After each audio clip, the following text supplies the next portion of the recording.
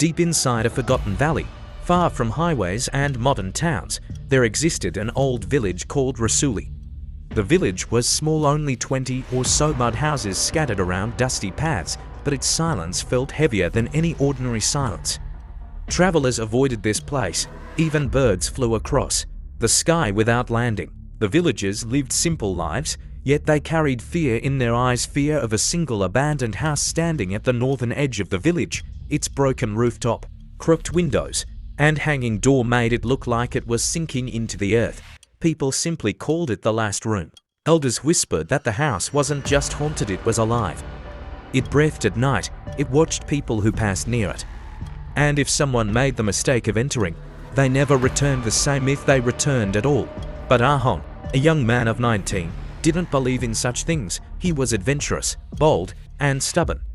He had grown up hearing the stories, but always laughed them off as village myths meant to scare children. One cold winter evening, Arhaan and 3 of his friends were sitting around a bonfire near the mosque.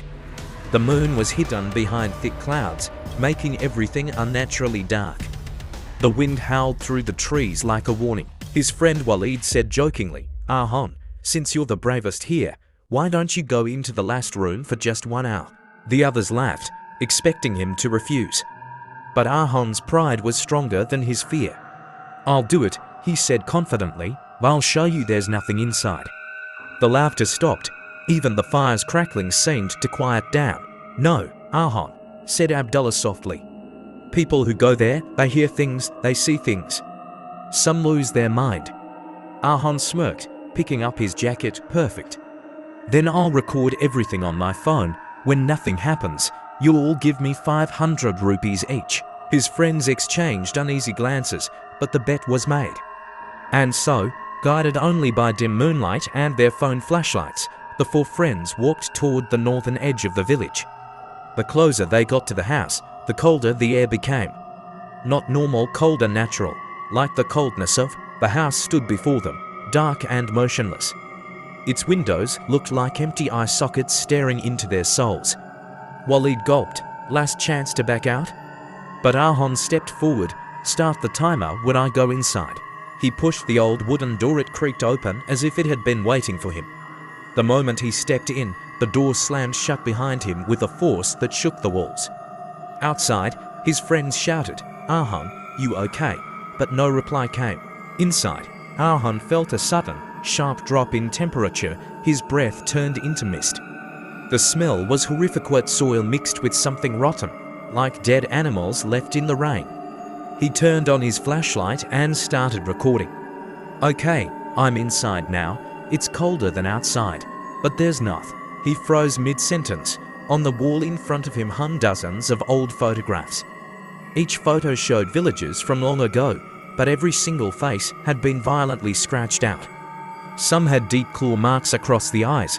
Some faces were torn entirely off. Arhaan stepped closer, holding the phone near the frame. Suddenly, the staircase behind him creaked. Not like wood, settling like footsteps, slow, heavy footsteps. He spun around, shining the light toward the stairs. "Is anyone here?" he called out. From the darkness came a whisper, soft, breathy, almost childlike. "We have been waiting." Arhaan's heartbeat jumped into his throat. His hands shook, but he forced himself to move forward. He walked through a narrow hallway. The walls were cracked and covered with black mold. The house groaned softly, almost like it was breathing. At the end of the hallway, a faint red light glowed under a door. The light flickered rhythmically, almost like a heartbeat. His curiosity pushed him forward. Arhaan placed his hand on the doorknob. It was ice cold, so cold it burned. He hesitated, but then opened the door. Inside, the room was small, almost empty except for a wooden chair facing the corner. A girl sat in the chair, hair long and tangled, covering her face.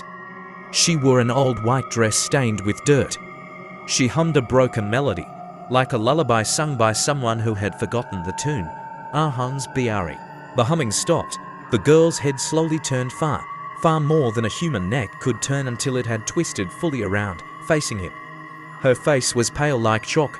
Her mouth hung open unnaturally wide. Her eyes were simply empty black holes. "You came just like they promised," she whispered. Arhaan stumbled backward in panic, but the door behind him slammed shut on its own. The floor under his feet turned soft, sinking like mud. He tried to lift his legs, but they were stuck, pulling him down. The girl stood up, her feet not touching the ground. She floated toward him, her movements jerky, unnatural, like a puppet controlled by invisible strings. "Stay with us," she hissed. "No one leaves the last room." Her fingers, long and twisted like tree roots, reached toward his throat. Arhaan screamed. The lights went out. Outside, his friends waited, laughing nervously.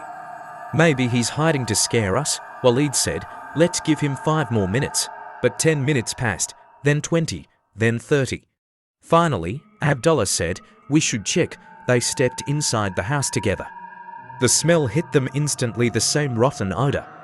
The air felt heavy, crushing their chests. They called Arhaan's name again and again, but only silence answered. When they reached the hallway, they saw something lying on the floor near the red-lit room. It was Arhaan's phone. The screen was cracked. The flashlight was still on. Walid picked it up with trembling hands and pressed play. From the speaker, then silence.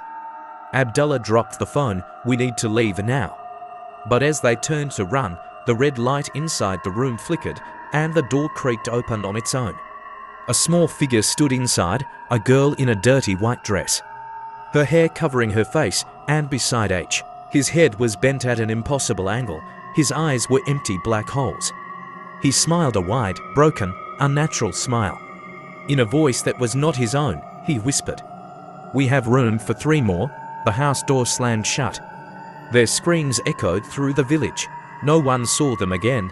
The villagers only say one thing now. At night, the old house laughs. Its windows glow red, and if you walk too close, you can hear a girl's whisper,